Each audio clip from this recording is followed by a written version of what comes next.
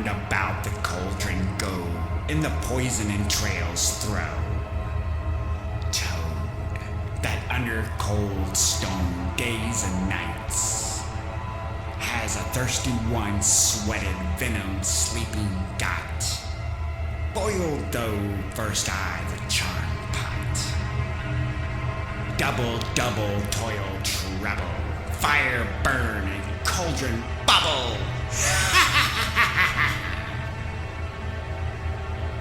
Fillet a fenny snake in the cauldron boil and bake. Eye of newt, toe of frog, wool of bat and tongue of dog. Adder's fork and blind worm's sting, lizard legs and owlet's wing. For a charm of powerful trouble, like the hell broth, boil and bubble.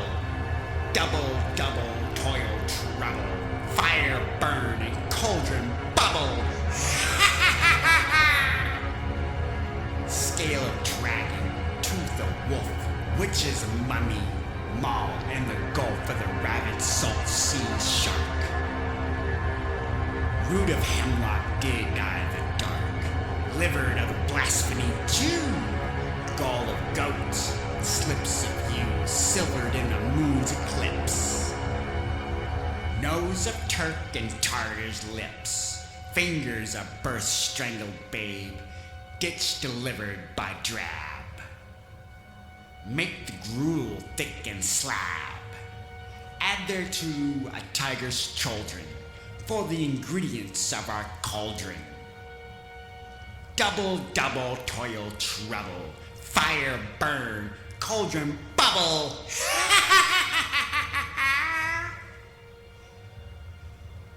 Cool it with bamboo's blood, then the charm is firm and good.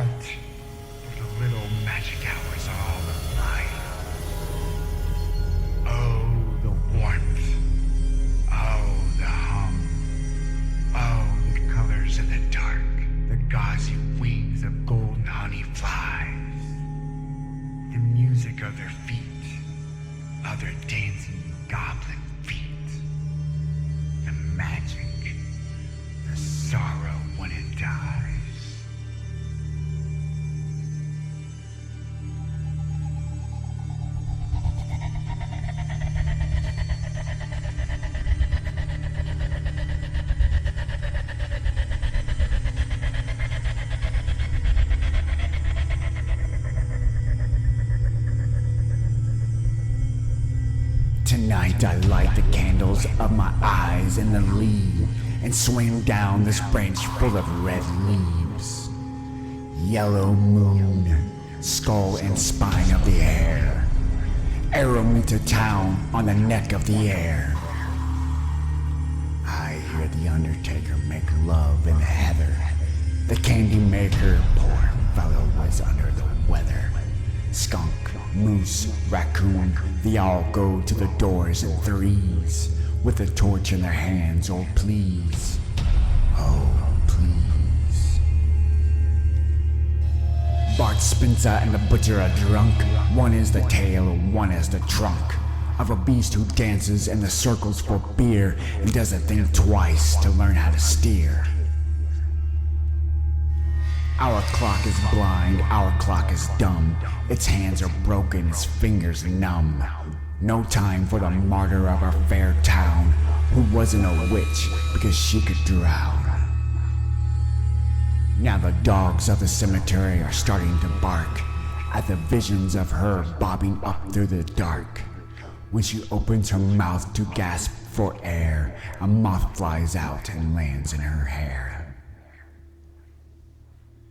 The apples are thumping, winter is coming. The lips of the pumpkin soon will be humming. By the call of the crow on the first of the year, something will die, something will appear.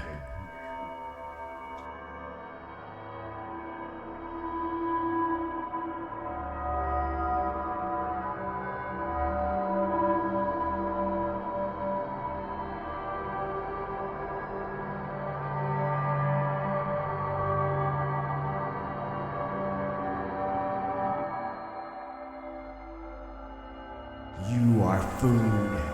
You are here for me to eat. Fatten up, and I will like you better. Your brother will be first. You must wait your turn. Feed him yourself. You will learn to do it. You will take him eggs with yellow sauce, muffins torn apart, and leaking butter.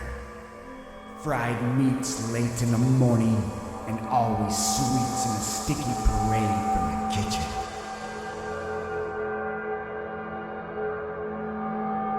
His vigilance an ice pick of hunger pricking his insides will melt with the uncuttest cream fillings. He will forget. He will thank you for it.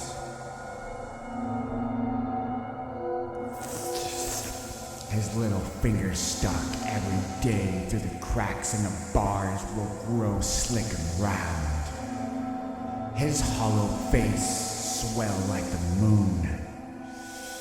Yummy. He will stop dreaming about fear in the woods without food. He will lean toward the maw of the oven as it opens every afternoon, sighing better and better smells.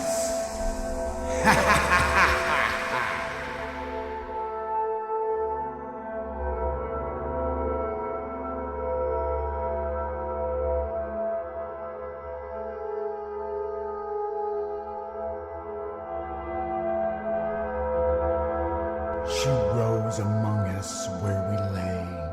She wept. We put our work away. She chilled our laughter, stilled our play, and spread a silence there. And darkness shot across the sky, and once and twice we heard her cry, and saw her lift white hands on high and toss her troubled hair.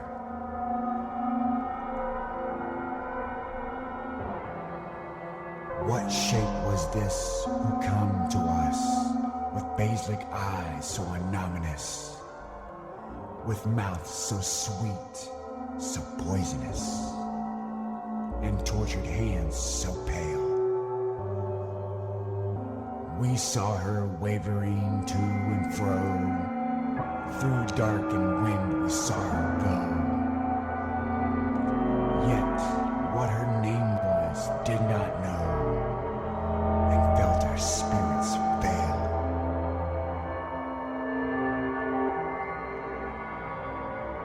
We tried to run away, but still, above we heard her sorrow thrill. And those that slept, they dreamed of ill and dreadful things, of skies grown red with rending flames, and shuddering hills that cracked their frames, of twilights foul with wings.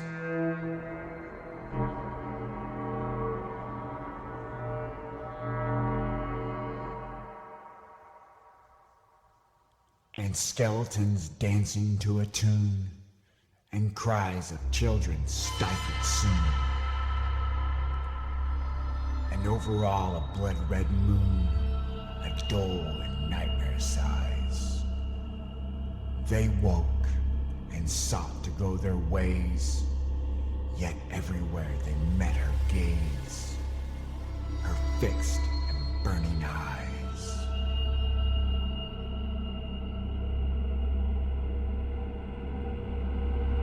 Who are you now? We cried to her, spirit so strange, so sinister. We felt dead winds above us stir, and in the darkness heard a voice fall, singing, cloying sweet, heavily dropping through that heat, heavy as honeyed pulses beat, slow word by anguished word.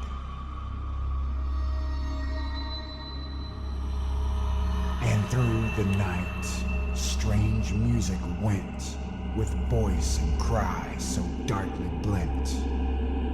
We could not fathom what they meant, save only that they seemed to thin the blood along our veins, foretelling vile, delirious pains, and clouds diverging blood red rains upon undreamed.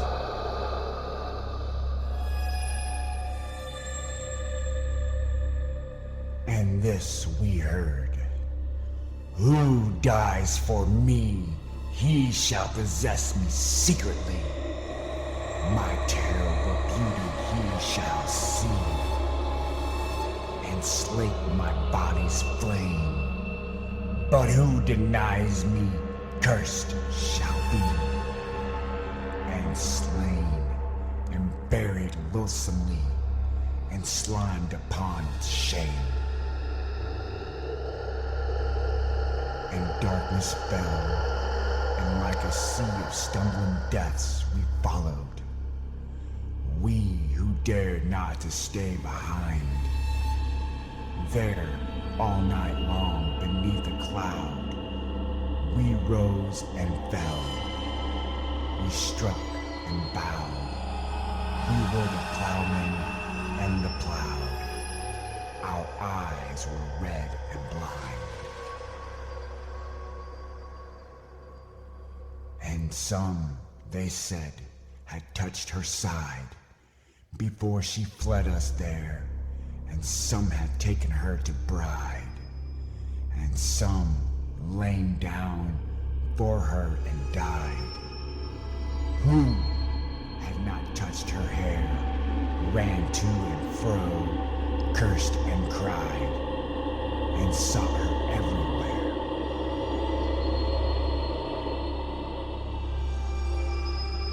Her eyes have feasted on the dead, and small and shapely is her head, and dark and small her mouth, they said, and beautiful to kiss. Her mouth is sinister and red, as blood in the moonlight is. Then poets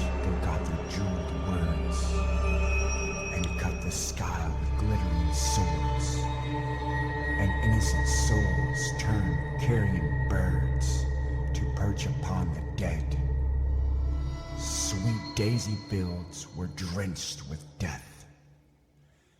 The air became a charnel breath. Pale stones were splashed with red. Green leaves were dappled with blood, and fruit trees murdered in the bud.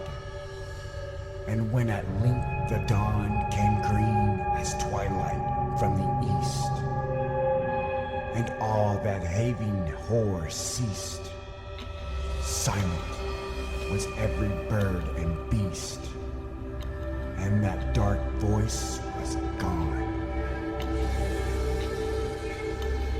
No word was there, no song, no bell, no furious tongue that dreamed to tell. Only the dead who rose and fell above the wounded men in whisperings and wails of pain, blown slowly from the wounded grain, blow slowly from the smoking plain, and silence fallen again. Until at dusk, from God knows where, beneath dark birds that filled the air, like one who did not hear or care, under a blood-red cloud, an aged plowman came along and drove his share through the flesh and bone, and turned them under to mold and stone. All night long he plowed.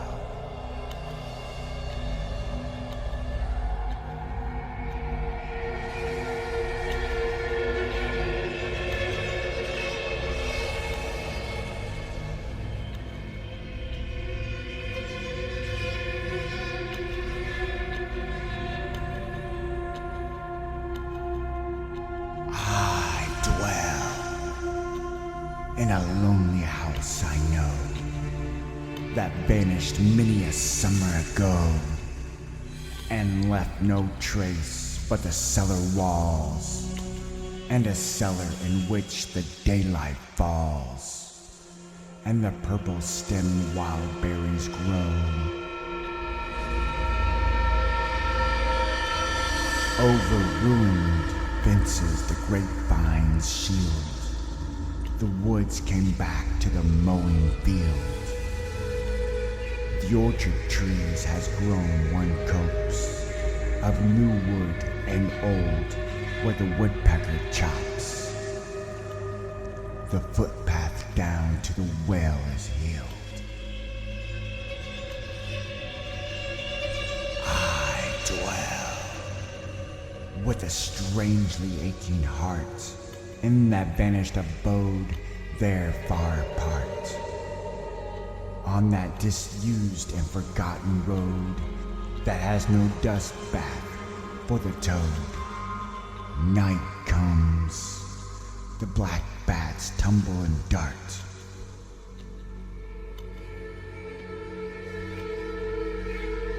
The whippoorwill is coming out to shout, and hush, and cluck, and flutter about.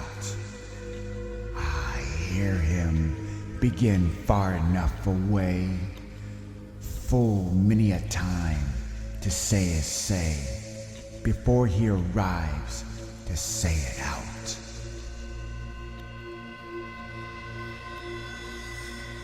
It is under the small, dim summer star. I know not who these mute folk are, who shared the unlit place with me. Those stones out under the low-limbed tree doubtless bear names that the mosses mar. They are tireless folk, but slow and sad, though too close keeping are lass and lad. With none among them that ever sees, and yet in view of how many things, as sweet companions as might be had, The shadow on the stone, Thomas Hartley. I went by the druid stone that broads in the garden white and lone. And I stopped and looked at the shifting shadows that at some moments fall thereon from the tree heart by the rhythmic swing. And they shaped in my imagining to the shape that well-known head and shoulders through there when she was guardian. I thought her behind my back. Yeah, here I long had learned to lack. And I said, I'm sure you are standing behind me, though how do you get into this old track? And there was no sound, but the fall of a leaf as a sad response, and to keep down grief, I would not turn my head to discover that there was nothing in my belief.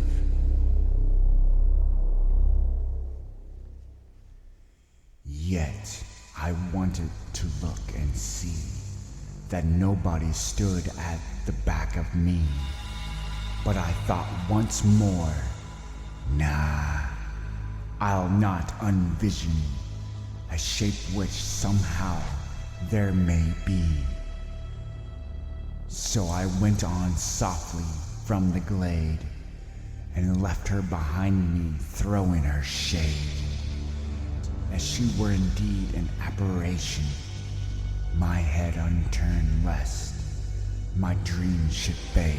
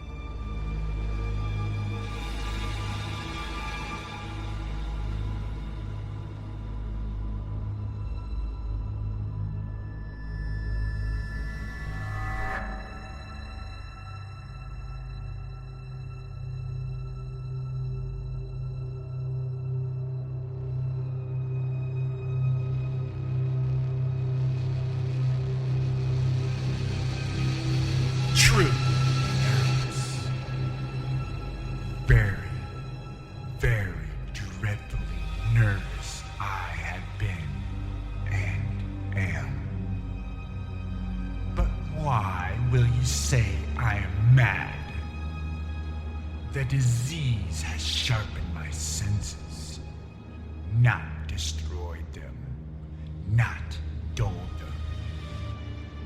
Above all was the sense of hearing acute. I heard all things in heaven and in earth. I heard many things in hell. How then am I mad? Hearken and observe how healthily, how calmly I can tell you the whole story. It was impossible to say how first the idea entered my brain. But once conceived, it haunted me day and night. Object, there was none. Passion, there was none. I loved the old man. He had never wronged me. He had never given me insult. For his gold, I had no desire. I think it was his eye. Yes, it was this. One of his eyes resembled that of a vulture, a pale blue, with a film over it. Whenever it fell upon me, my blood ran cold, and so by degrees, very gradually, I made up my mind to take the life of the old man, and thus rid myself of the eye forever. Now, this is the point. You fancy me mad. Madmen know nothing. But you should have seen me. You should have seen how wisely I proceeded. With what caution. With what foresight. With what dismutilation. I went to work. I was never kinder to the old man than during the whole week before I killed him. And every night, about midnight, I turned the latch of his door and opened it. Oh, so gently. And then, when I had made an opening significant for my head, I put in a dark lantern, all closed. Closed, so no light shone through. And then I thrust my head. Oh, you would have laughed to see how cunningly I thrust it in. I moved it slowly. Very, very slowly, so that I might not disturb the old man's sleep. It took me an hour to place my whole head within the opening so far that I could see him as he lay upon his bed. Ha! Would a wise man been so wise as this? And then, when my head was well in the room, I undid the lantern cautiously. Oh, so cautiously. Cautiously, for the hinges creaked. I undid it just so much that a single ray fell upon the vulture eye. And this I did for 7 long nights. Every night, just at midnight. But I found the eye always closed. And so it was impossible to do the work. For it was not the old man who vexed me, but his evil eye. And every morning, when the day broke, I went boldly into the chamber and spoke courageously to him, calling him by name in a hearty tone, and inquiring how he had passed the night. So you see, he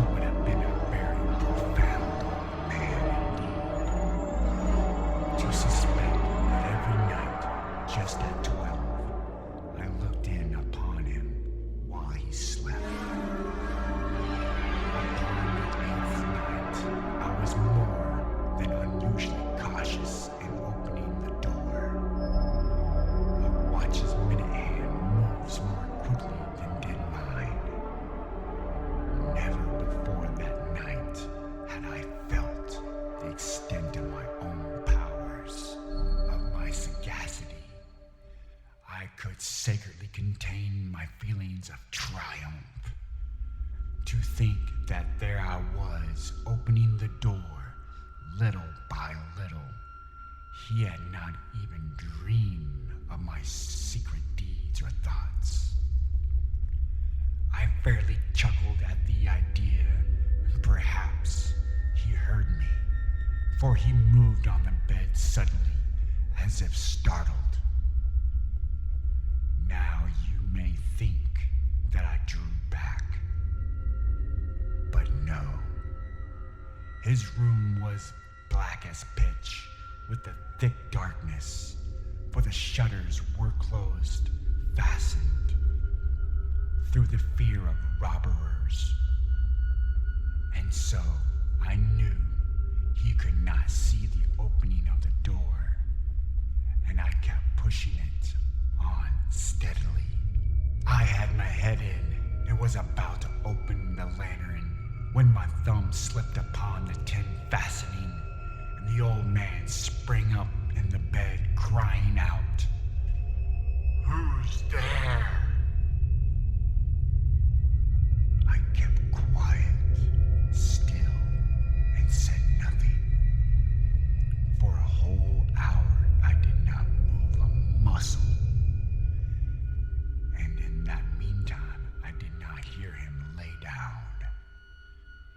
He was still sitting up in bed listening, just as I have done, night after night, hearkening to the death watches in the wall. Presently, I heard a slight groan, and I knew it was a groan of mortal terror. It was not a groan of pain or grief. Oh no.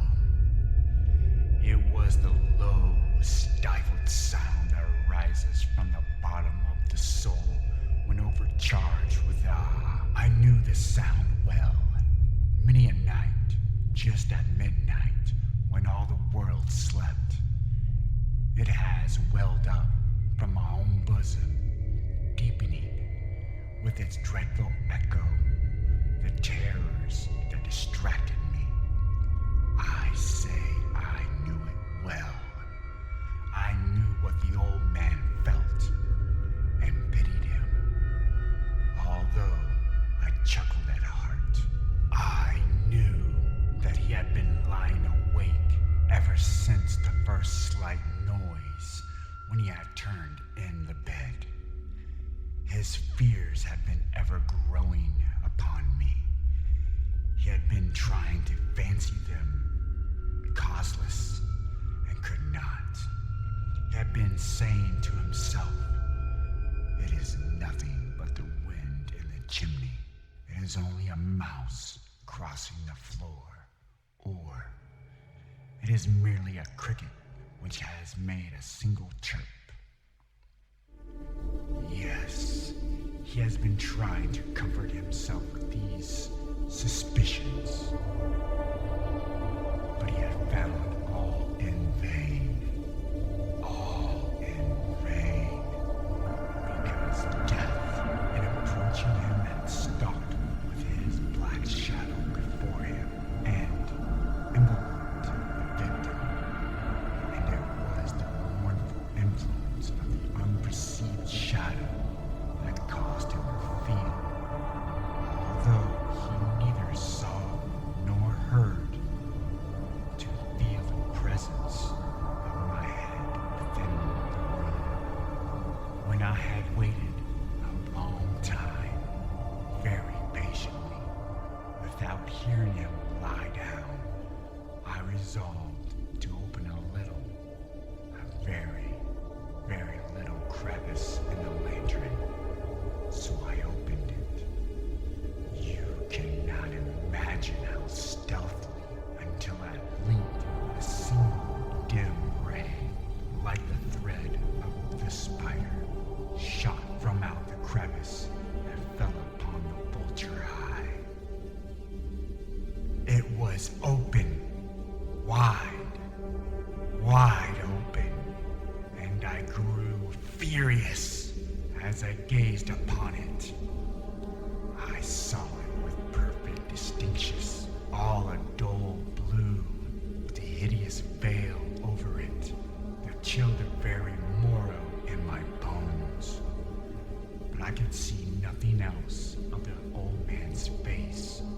person, for I had directed the ray as if by instinct, precisely upon the damned spot.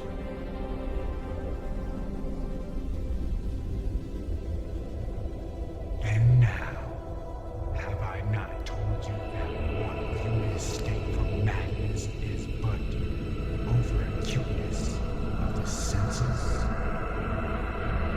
Now I say, there came to my ears a low, dull, quick sound, which as a watch makes when enveloped in cotton. I knew that sound well. It was the beating of the old man's heart. It increased my fear, as the beating of a drum stimulates the soldier into courage. And yet I refrained, kept still. I scarcely believed I tried. How steadily I could maintain the ray upon the eye. Meantime, the hellish tattoo of the heart increased. It grew quicker and quicker, and louder every instant. The old man's terror must have been extreme. It grew louder. I say louder every moment. Mark me well. I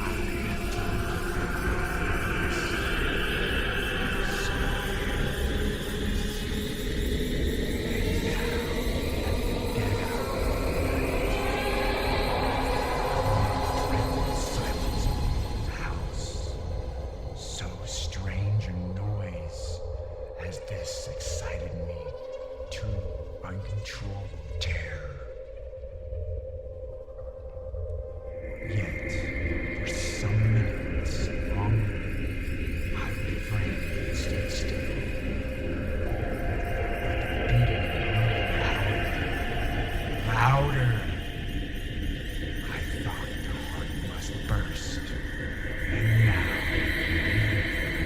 silence seized me. The sound being heard by a neighbor. The old man's hour had come.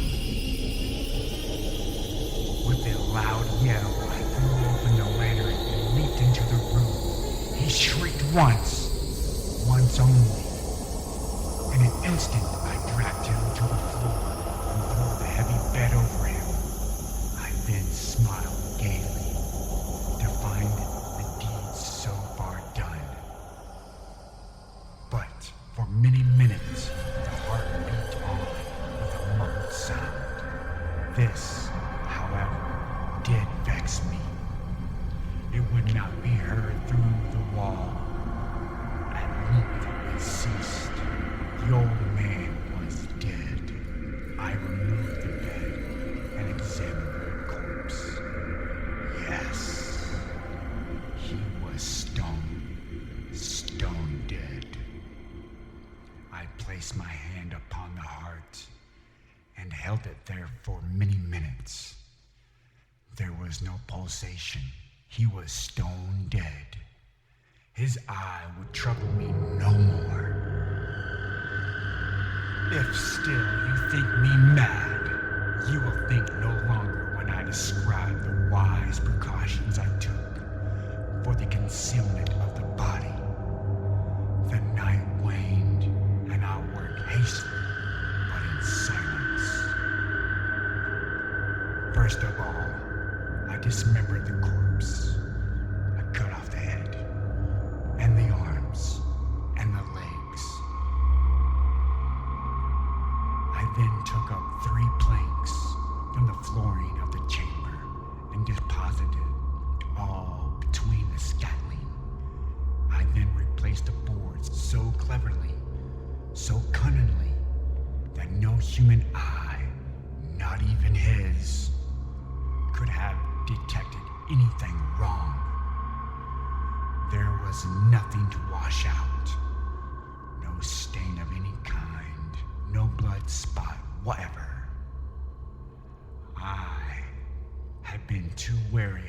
words, a tub had caught all. When I had made an end of these labors, it was 4 o'clock, still dark as midnight. As the bell sounded the hour, there came a knocking at the street door. I went down to open it with a light heart, for what had I now to fear? There entered 3 men who introduced themselves with perfect suavity as officers of the police. A shriek had been heard by a neighbor during the night. Suspicion of foul play had been aroused. Information had been lodged at the police office, and they, the officers, have been deputed to search the premises. I smiled. For what I had to fear, I bid the gentleman welcome. The shriek, I said, was my own in a dream. The old man I mentioned was absent in the country. I took my visitors all over the house. I bid them the search. Search well. I led them a length to his chamber. I showed them his treasures, secure, undisturbed. In the enthusiasm of my confidence, I brought chairs into the room and desired them here to rest for their fatigues, while I myself, in the wild audacity of my perfect triumph, placed on my own seat upon the very spot beneath which responded the corpse of the victim. The officers were satisfied. My manner had convinced them. I was singularly at ease. They sat, and while I answered cheerily, they chatted of familiar things. But ere long, I felt myself getting pale and wished them gone. My head ached, and I fancied a ringing in my ears. But still they sat and still chatted. The ringing, it continued and became more distinct. I talked more freely to get rid of the feeling, but it continued and gained definitiveness until, at length, I found that the noise was not within my ears.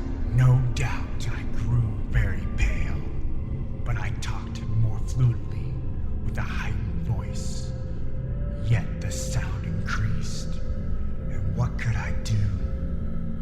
It was a low, dull quake sound, much such a sound as a watch makes when enveloped in cotton. I gasped for breath, and yet the officer had heard it not. I talked more quickly, more vehemently, but the noise steadily increased. I rose and argued about trifles in a high key, violent gesticulation, but the noise steadily increased. Why would they not be gone? I paced the floor to and fro with heavy strides, as if excited to fury the observation of the men. But the noise steadily increased. Oh God, what could I do? I foamed, I raved, I swore, I swung the chair upon which I had been sitting and grated it upon the boards. But the noise arose over it all and cautiously increased and continually increased. It grew louder, louder, louder, and still the men chatted pleasantly and smiled. Was it possible they heard it not? Almighty God! No! No! They heard! They suspected. They knew. They were making a mockery of my horror, and this, I think. But anything was better than this agony. Anything was more tolerable than this derision. I could bear those hypocritical smiles no more. I felt that I must scream or die. And now, again, hark! Louder, louder, louder, louder! Villains! I shrieked. Dissemble no more. I admit the deed. Tear up the planks. Here, here! It is the beating of his hideous heart.